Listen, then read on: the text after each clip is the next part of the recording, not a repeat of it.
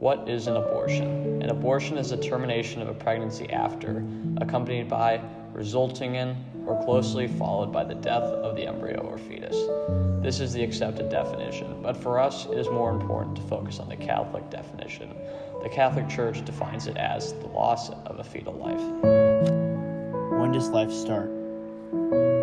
I'm Dr. Juan Jimenez. I'm the Associate Medical Director of Radiology at Carle Foundation Hospital. Medically speaking, at the time of conception, which would be fertilization. I think the most plausible answer to that is that it begins at conception, when the sperm and the egg meet and the egg is fertilized, because we know, at least since the 1980s, that that's when there's a full complement of genes, DNA. So the reason that's important is because after that point, to say that life begins at a certain point after that is a rather arbitrary decision. The only thing we can know for sure is that life that begins there is going to eventually be a full-grown baby. So it's most reasonable to say that's when life begins. Life begins at conception. I didn't know this. That is not even medically debated. Biological life begins at conception. Science and biology does not debate that.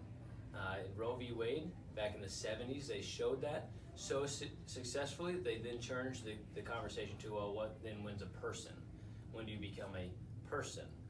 It's a linguistic trick, so then we felt better about saying, well, is there life or not? There's always life from conception. Why do women receive abortions? Women, they get pregnant, they didn't mean to get pregnant, but they do, and maybe either one, somebody's forcing them, like their boyfriend or husband is forcing them, and try to talk them into it. Two, they may be scared, they're not quite sure how to handle the situation. Maybe they're not ready for a child and they think, what am I going to do? So they kind of go into it with not really understanding all the implications of it. They could be that they see themselves as not having money and not being able to take care of a child and so forth, so they're sort of forced into that. What I have learned, and this may not be universal, but what I've learned from people that have done like sidewalk counseling and so forth, what they've told me is that the vast majority of women that they have encountered going into abortion clinics really don't want to get an abortion. And yet they're so afraid, they're so hesitant with their lives, they don't know what to do with their lives, so they're being they're in a very psychologically vulnerable position. So I think if women were informed and helped a lot, we'd probably have a lot less abortions. What are the negative effects of an abortion? From a medical standpoint, it has risks like any surgical procedure. There can be bleeding, an infection, perforation of the uterus. Those are the major ones that come to mind. From a mental health standpoint, women who have had abortions have been known to suffer from depression and anxiety at a higher rate.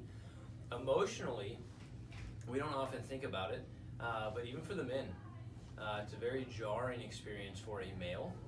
There's a lot of guilt and shame that has been associated with an abortion. The good news is the church offers a beautiful experience called Rachel's Vineyard for anyone who has had an abortion, a spouse has had an abortion, boyfriend, girlfriend, well, I guess that'd be girlfriend, so the boyfriends. But to go through, it's very, very jarring. And there's no correlation to faith makes it harder. Atheist, it's easier. No, it is psychologically jarring all the way through. The woman's body that's been producing these hormones, she is already connected to this life in her psychologically, so there's a break there. So yeah, there's a lot that happens to the body and to the psychology. But it's something like 85% of women who've had abortions say that they regret having it. And there's all kinds of women that have written books and articles and interviews about how the negative effects of having abortion.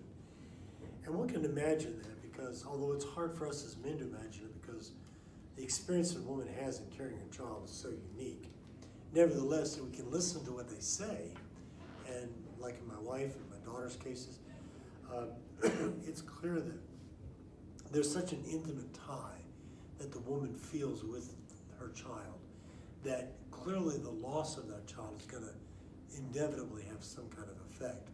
We also know that there's a greater case of the instances of breast cancer and other types like cervical cancer and so forth, and women who've had abortions is much higher than it is in the general population of women.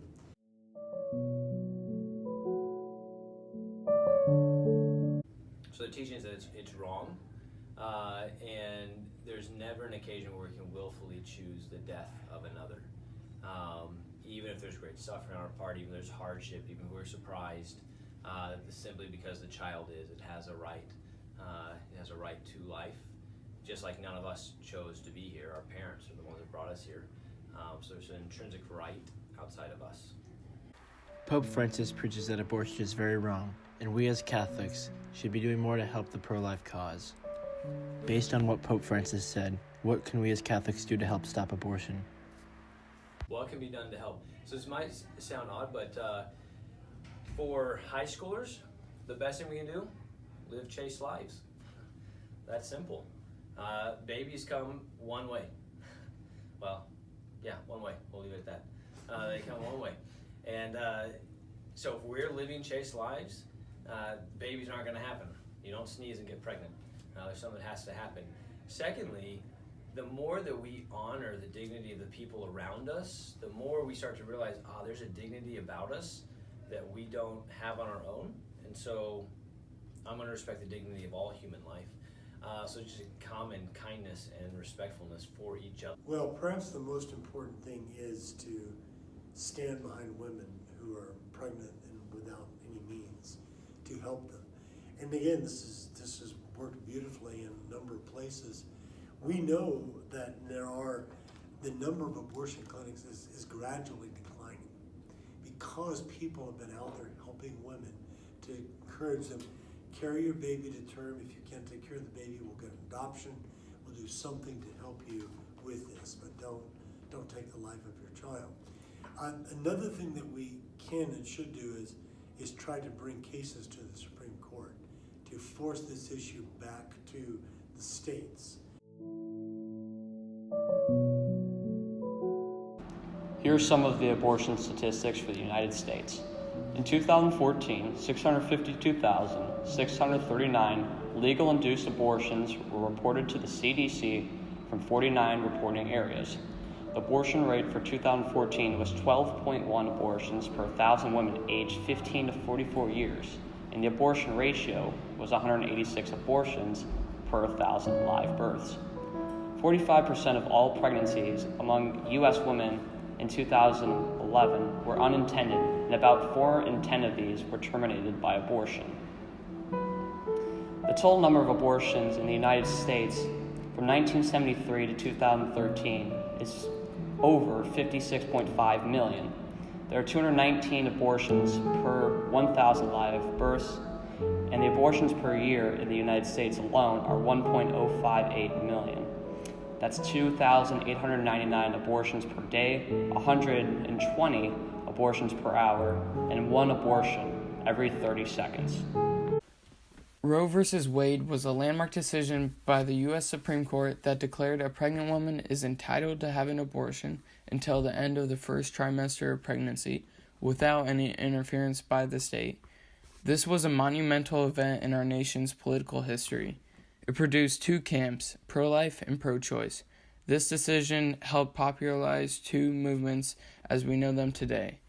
Norma McCorvey, otherwise known as Roe, switched her position on abortion in the late 1990s.